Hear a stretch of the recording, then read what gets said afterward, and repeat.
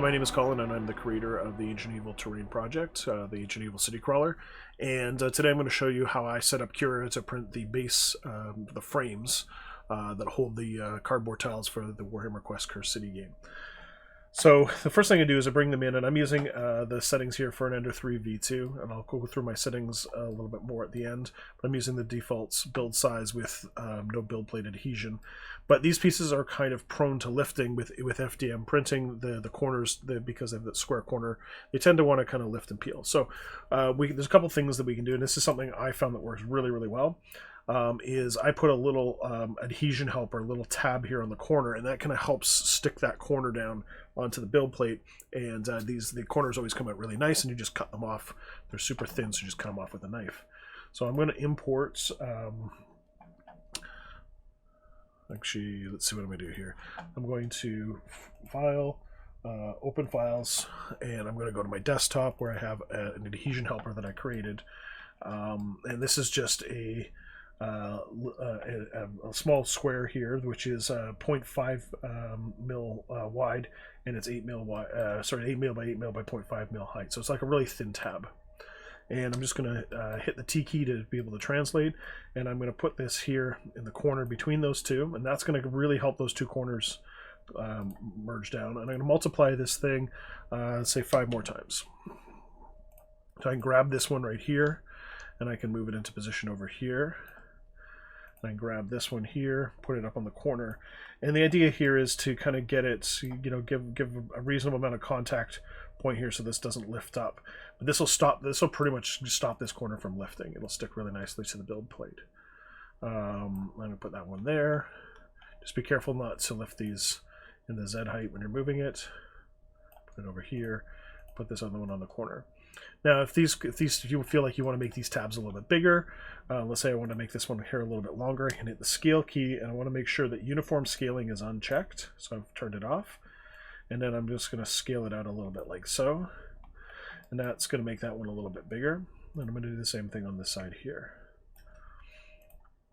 And that's good, and that's ready to go. I don't need anything on the inside. The inside corners are all going to print well.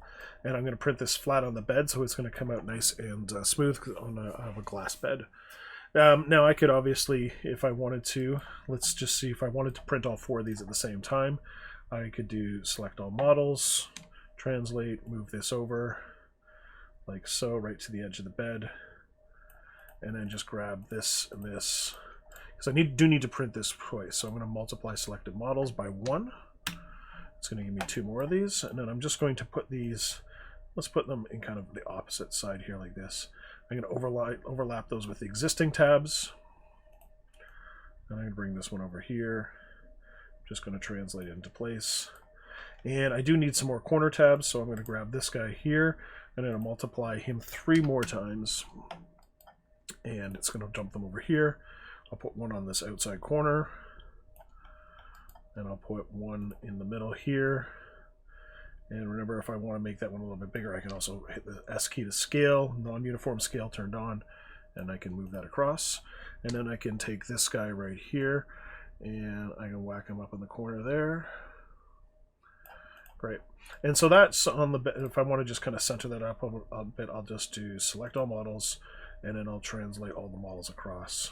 You need to use the little translate icon here. So that's going to actually print all 4 on this bed, and that's going to be great. I'm actually going to print them on a larger printer because I have an Anycubic Chiron as well. It's a large format printer. It's about almost double the size of this, more than double the size of this. So I'm going to print them on that, but I'll change that afterwards, after I finish this video. I just want to show you the settings that I'm going to use here. So I'm going to use the standard quality. This is going to take 7 hours and 2 minutes to print that. I'm going to do the standard quality, the layer height at 0.2. These pieces are not precision pieces. They're not detail pieces. So you can really turn the settings up. You could really start here and go to the low quality settings if you want. I'm just going to keep those changes.